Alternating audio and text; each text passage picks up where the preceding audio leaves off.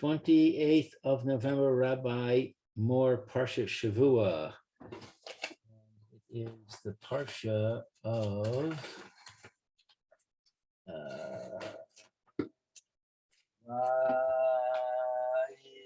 Miketz. Oh, Thank you. Okay. Hope everybody's fine and well. Thank God. Okay. Miketz. Right.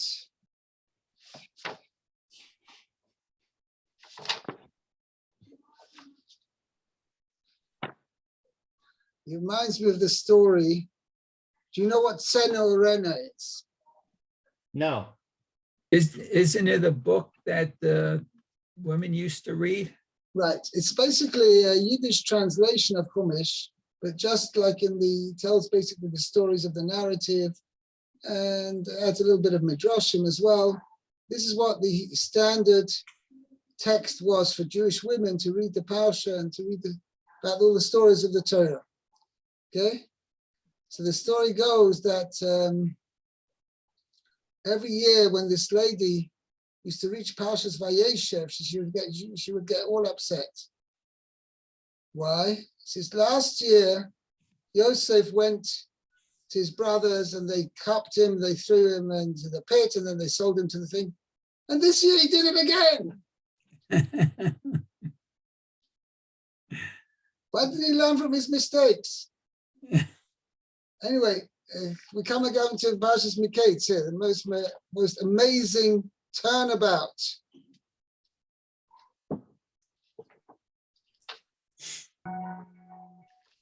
Yeah.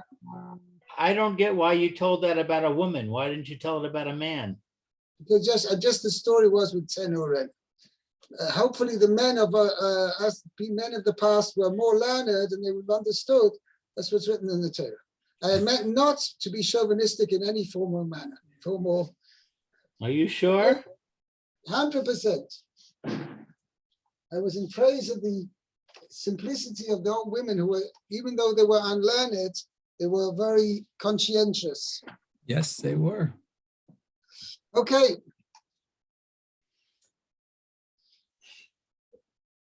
There, start off, please. Okay, it says, Vayihi Miketz Shnatayim Yamim. So, and it was from the end of 2 years of that day, I guess. No, Yomim, Shnasayim, Yomim.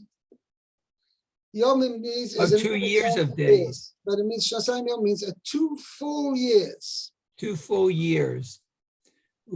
Varo Cholem, V'hineo made al hayeor. And Pharaoh dreamed, or is dreaming, I guess. Right. And he stands. Behold, he was standing by the river. Oh, the river, Yeor. Right. That's we'll see. Rashi's going to explain. Yeor is not a euphemism. It's a name given to the Nile because the Nile was such a big river that it fed its tributaries, and therefore, which were not necessarily natural tributaries, they were man-made channels, irrigation channels. But the Nile, with its large quantity of water, even though Egypt actually is one of the countries with the lowest rainfall in the world. Mm-hmm. There's very little rainfall. Yet, the area around the Nile is very fertile because the Nile supplies the land immediately adjacent to the Nile. The Nile provides a tremendous amount of water, and it's a very fertile area. Okay? Rabbi, you translated it by the river, but the word is al. Doesn't that mean on the river? So it can mean both. Okay? I'll give you now Va'olov Matei Menashe. Okay, it says later on with the tribes, with the encampment And it says, mentions one tribe, Binyamin, and then it says, Va'olov Mati Menashe. And next to him was the tribe of Menashe, where Olov doesn't mean on top of him.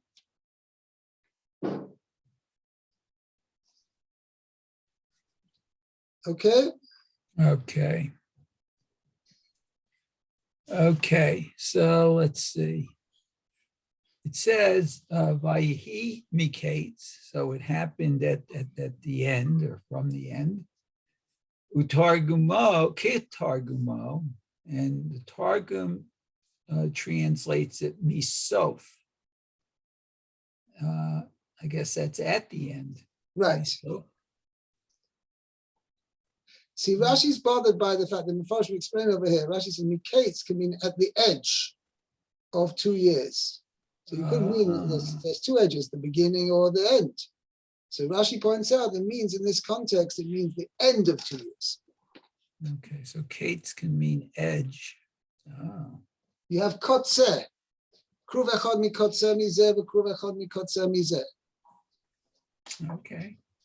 So then he goes on, the chol lashon, Kates, sofu, and all words. Yeah, every time you have the expression kates, Kates, it means it so. means soifu, it means the end. The end. Okay. And then al hayor. Okay. Now your has nothing to do with or like in light, right? No, Okay. Because it has the yud aleph resh, I right, guess. that's the root. The root. Okay, so this is okay, standing over the river. Kol she'ar neharot. Oh, all the other rivers. Other rivers, Einam, Einam Kuruyin Yeorim. Oh, are not called Yeorim. Are not called. Sminilus, with the exception of the Nile. Chutz minilus. Oh, minilus is the Nile, huh? Yeah. Oh, okay. So when you have the fish, right, you put Nilus. It's Nile perch. Okay, that's why it's called Nilus. Okay, so all the others are not called Yeor. Okay. Now, why is the Nile called Yor? Okay. Mipnei shekol haaretz asuya Yeorim biyadei Adam. Okay, because all the land is made of Canals, of man-made irrigation channels. Oh. That's what it really means, Yor. Yorim b'dei Adam. The Nilus. The Nilus Ola Mitocham. And the, okay, so the Nile then rises from them. Okay. Into them. Into them. Right. Oh, okay. Right. It provides water, right? Okay, and umashke otan, and I guess brings water to them. In them. Oh, this is what you were saying, that because the rain doesn't fall in Egypt. Egypt has a very low natural rainfall. Kisha'ar aratzot, like in other lands. I wonder what lands. Okay.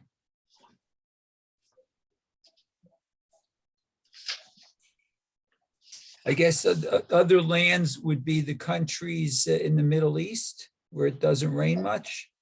Okay. In fact, I think, as far as I understand, the Sahara Desert, of which Egypt is the That's true. most eastern The edge, yeah. edge of the Sahara Desert, that is the driest, most arid area of the world. Okay. Hine min hayor. Behold, from the river, olos Sheva Paros, the emerged 7 cows, Yafos Mar'eh Uve Rios Basar. They were beautiful looking, and they were abundant in flesh.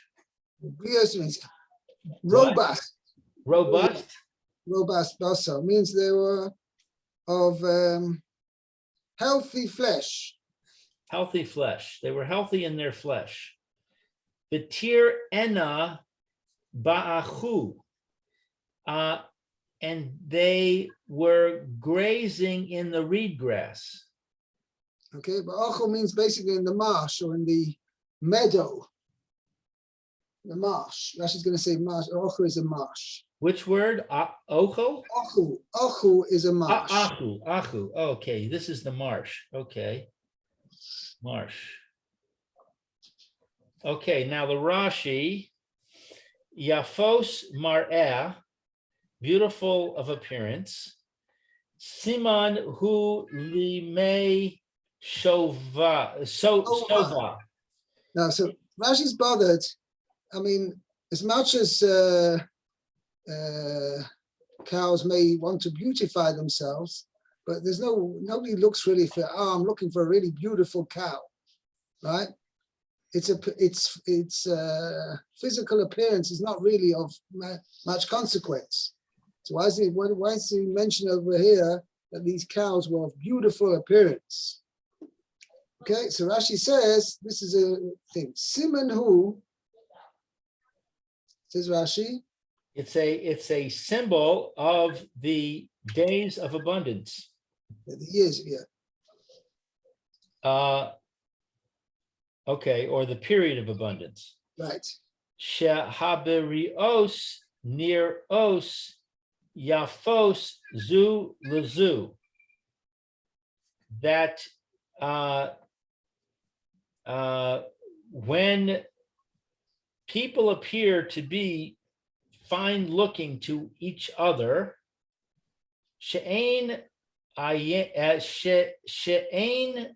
ein beria tara bacha verta, that they do not. Was the one creature doesn't look malevolently at the other. Why? Because Marshall, you're not going to be jealous of your neighbor's Cadillac if you have one yourself. So Lamai says, if everybody has plenty, so what do you have to feel jealous about my neighbor? So he has plenty. I also have plenty. There's no way I feel disadvantaged compared to him.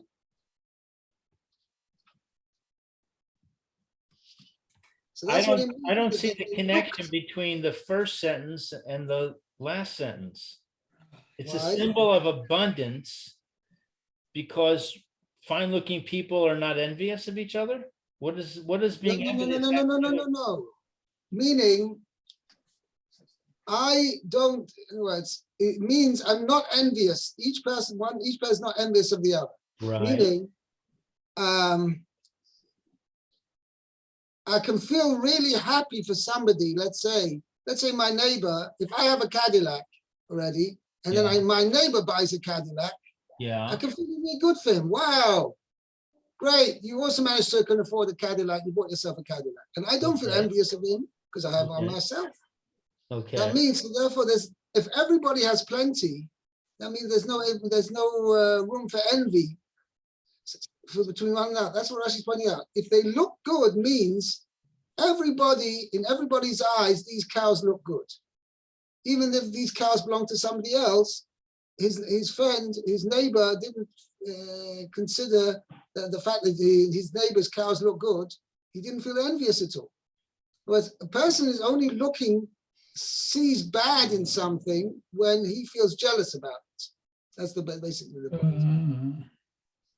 So in other words, the fact that the cows look good to everybody indicates everybody has plenty? Right. I see.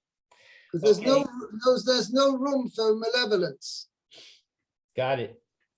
Ba'achu, that was in the marsh. Right, which is ba'agam. Ba'agam, which means the marsh, the swamp. And in Old French, it is Maresk. maresque. Maresque. Kemo yisge achu. Ochu. It's Achu. actually- Achu. Like it's like can the swamp grass grow? right. Yisge means to grow. Which is, yeah, to grow or flourish. That's how I translate it. I Without water. The idea is without water. That's from Eov. Right. Okay.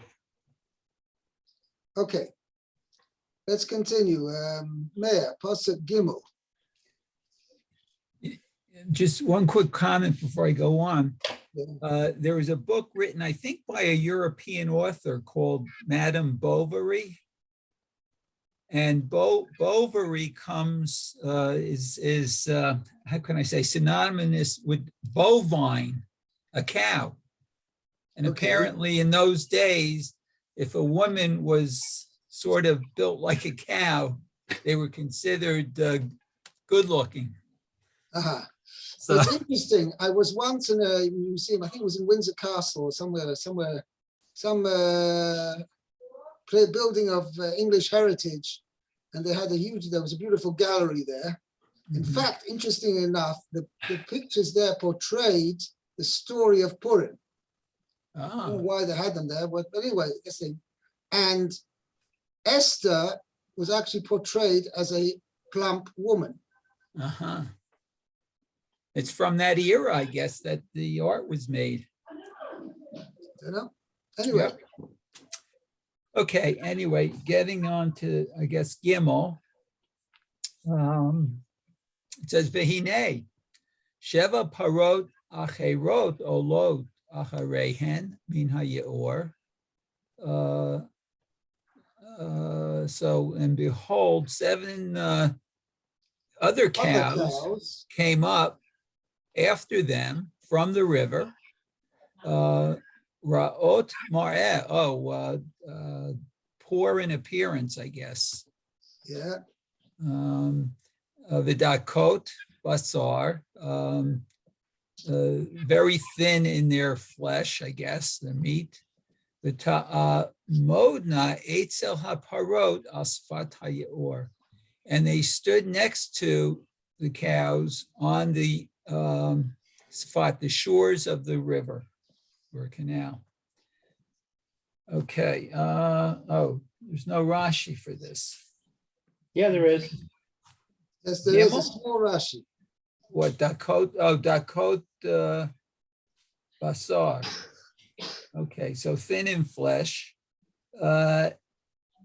Tinvis bilaz. I guess tinvis is old French. Lishon dak. It means thin. They were lean Lean. leaner flesh. Lean. Okay. Okay, let's go into Pasuk Dalet. Tochalna haparos raos hamar'eh vidakos habasar. They ate the bad-looking ones that were thin-fleshed. Ace sheva haparos yafos hamar'eh v'habarios. The 7 good-looking and healthy cows.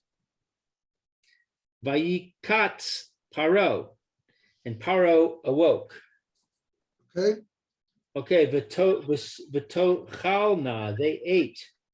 Simon shetehei chol simchas hasava. Asova. Haso. Oh, really? I have a kamatz under this samach.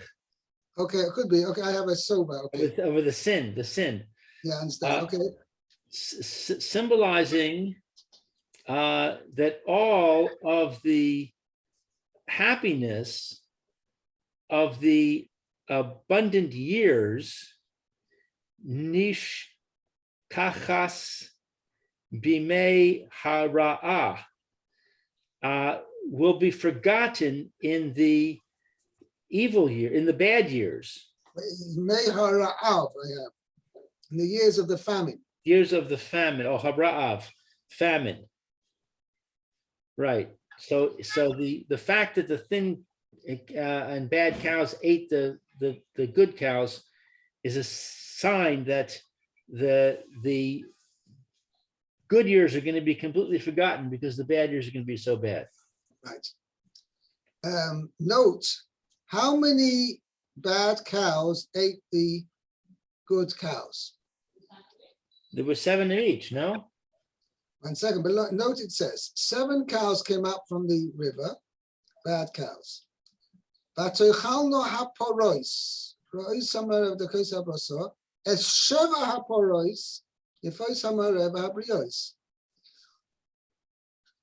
So why doesn't it say either one? Vatoichalno haporois, rois samarev dekos habrosor, es haporois, yefos samarev habriois, oikatz paroi. And I know both of them are 7, because we've mentioned that before. Alternatively, that's what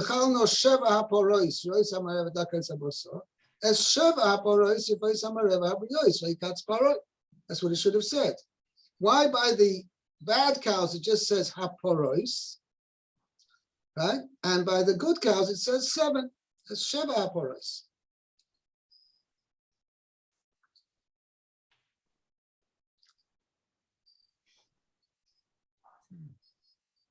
Okay, so let me ask you another question. This obviously was all a dream as a prophecy of what's going to happen. 7 good years and the 7 bad years. Okay? In actual fact, how many years of famine were there? 2. 2. Because after Yaakov Avinu came down to Egypt, the years of famine were suspended, even though ostensibly they were going to be 7, but the years of famine were suspended, and they only actually later, after the Jewish people left Mitzrayim, only then did they come into effect, another 5 years of famine. Akoponim, Vilamaisa, you see initially there were only 2 years of famine, and after those 2 years, it was so severe. Again, they already had forgotten all about the years of plenty already. So I can't remember who says this chart. I have to check it up. That already after 2 years of famine, the years of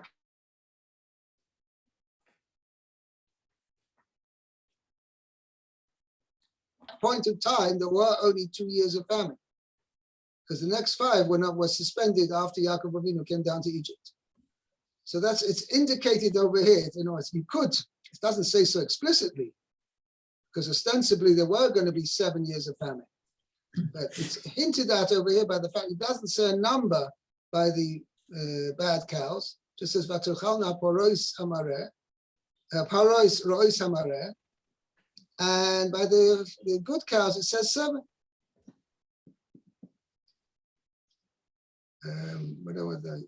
Okay. Pasuk Hey, Meah. Hey, can I ask one quick question? Yeah. I sort of got into a bit of a debate with my wife.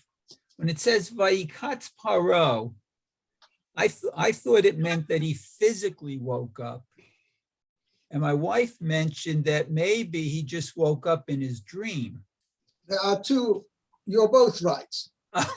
See, I'm a good marriage counselor here. Okay? You're both right. There are 2 different explanations. One pshat, I can't remember who says it, that it was part of the dream that he woke up and fell asleep again. Rashi Pashtus understands, not from here, but it's elsewhere, it's mashma, that Paro actually woke up, and then he fell asleep again. Ah, I hear. Okay. Is there a nafkamina? I don't know.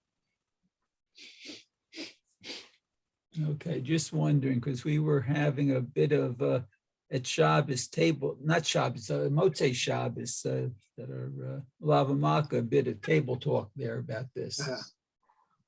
Okay.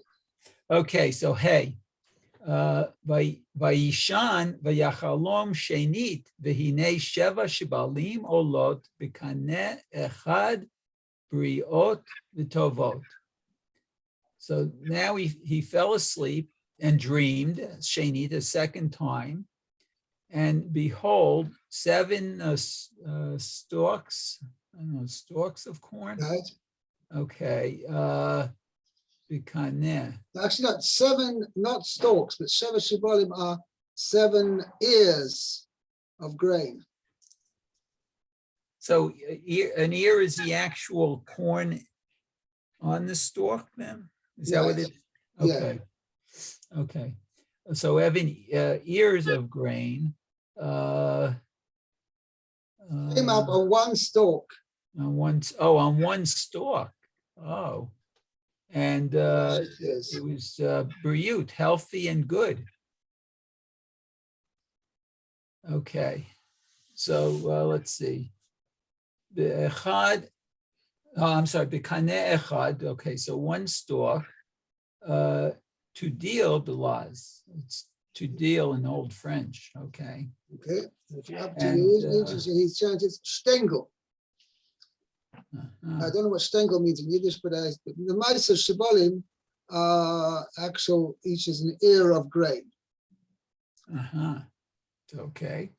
And briot, which is healthy. Sinish, the law. Saints, Saints, the Old French. Means healthy. That's what Okay. I said. Gesund. Gesund, I understand. Bless you. I didn't do well in French in junior high school, so I started in high school. I took German instead. I took German also. Yiddish. It's the only subject I flunked. Well, I had to take it over again in college. oh wow! I failed it in high school. I did much better in German than I did in French. Yeah. Okay, Vehine Sheva Shibalim Dakos Usha Dufos Kadim Tzom Chos Acha Rehen. And behold, 7 ears, thin and scorched by the wind, grew up after them.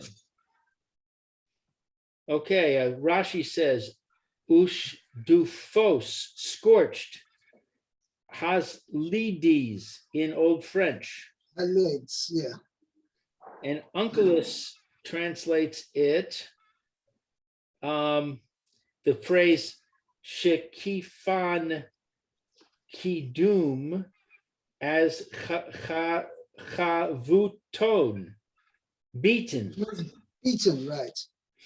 Lashon mashkof, an expression of Mashkof, which is a lintel. a lintel, okay. Ha-chavut tamid al yedei ha-delet, hamakah alav, which is constantly beaten by the door, which bangs against it. Wow. Oh, I see. The lintel is beaten. When the door closes, it beats on it. He's right. That's what it says. That's why it's called a mashkoi. So Kadim. mishkufa means beaten. Beaten, right. Kadim, east wind. Ruach mizrachis, a wind from the east. Shekorin bise in Old French. Wow. Isa. He's actually translated as a cold east, dry wind. I didn't know most of the stuff could do with cold. Oh, really? It's I a don't dry see. wind.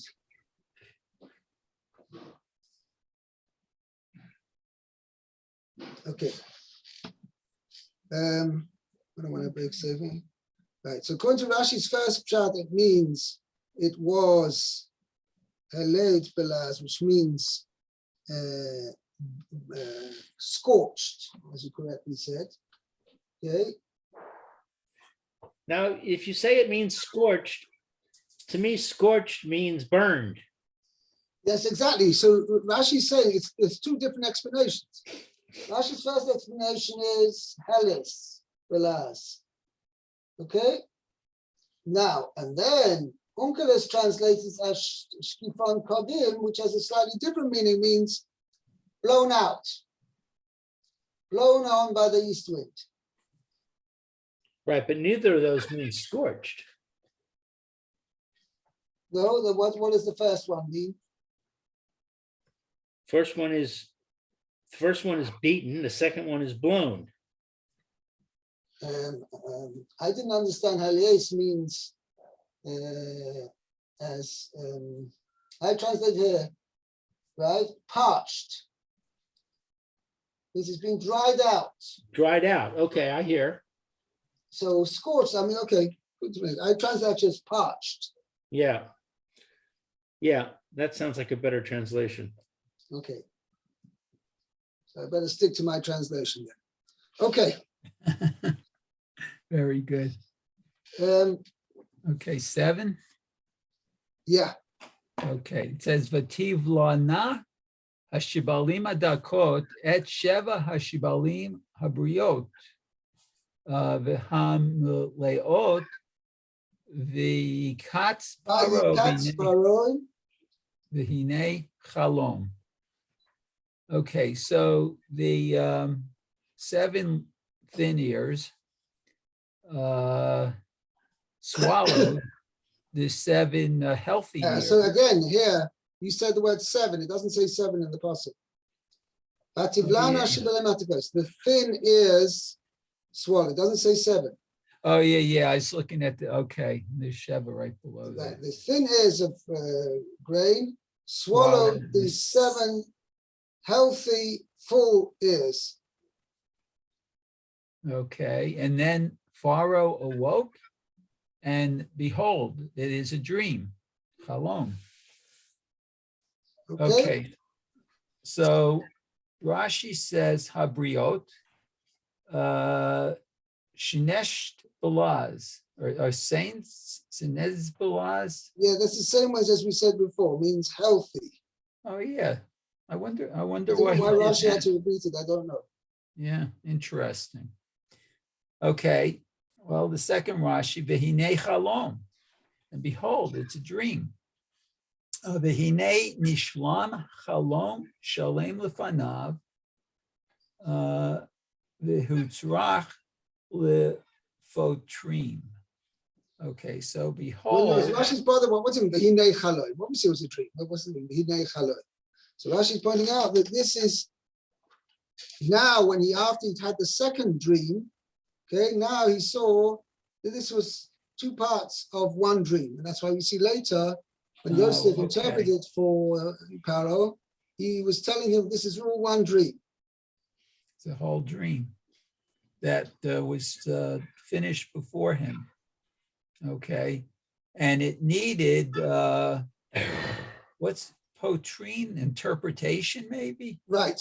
Well, literally means it needed interpreters. Oh, interpreters. Oh, okay. That's what literally means. But it means it needed interpretation. Oh, okay. He couldn't figure it out.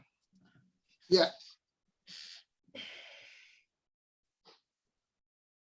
Let's see weiter. Pasuk Ches. Vayiva boker. Vayehi vaboker v'ti pa'em rucho v'yish lach vayikra es kol hartumei mitzrayim v'es kol chachameha vayisaper paro lahem es chalomo ve'ein po ser osam lefaro. So it was in the morning that his spirit was agitated, and he sent and summoned all the magicians of Egypt and all the wise men, and he told, and Paro told his dream to them, and they were not able to interpret the dream, the dreams for Paro. Okay, so Vatipa M Rucho. His spirit was agitated. Umi tar pa ruche. That's how the Targum translates it. His spirit was beaten. Mi kashkeshes bisocho kifa'amon. It beat within him like a bell. That's why it says Vatipoem. Pa'amon is a bell. Right. Uvin vu chad netzar Omer, and Nebuchadnezzar said, the tis pa'em rucho. His spirit was agitated. Lefi shehayu sham, because there was there shtei pi'amos, two agitations, shichas hachalom v'ha'alamas pisrono, forgetting the dream and not knowing its interpretation. So I'm a little confused. Who was it that forgot the dream, Nebuchadnezzar or Paro? Yeah, Nebuchadnezzar. Okay. No, so Paro was agitated once, whereas Nebuchadnezzar had a double agitation. Got it. He remembered he dreamt a dream which he didn't understand what it meant, and then when he woke up, he even forgot the dream. Right. That could be frustrating. To say the least. Okay. Chartume, magicians. Ha necharim Betime mesim. Let's see. It's a contraction of these words. Shesho alin ba'atzamos. That they inquire out of bones. They inquire of bones. There's a word for it in English called necromancy. Right. Right. Timei hain atzamos b'lashon arami, and it means bones in Aramaic. Uv Mishnah Bayis Shehu Malay Ti Maya. Right. In the Midrash, it's a In the house. Mishnah, I'm sorry, in the Mishnah, it's a house that's full of timaya. I don't know what that is. bones. Bones? Yeah, Bones. that's what Rashi being A arrived house to. that's full of bones. Malay atzamos, full of bones. Okay. Ve'ein poter osam lefar o. And there wasn't an interpreter of it for Paro. Post rim hayu osam. Some of them interpreted it. Yeah, they were interpreting the dreams of About Pharaoh. lo lefaro, but not for Paro. Shelo haya kolan nichnas be'aznav.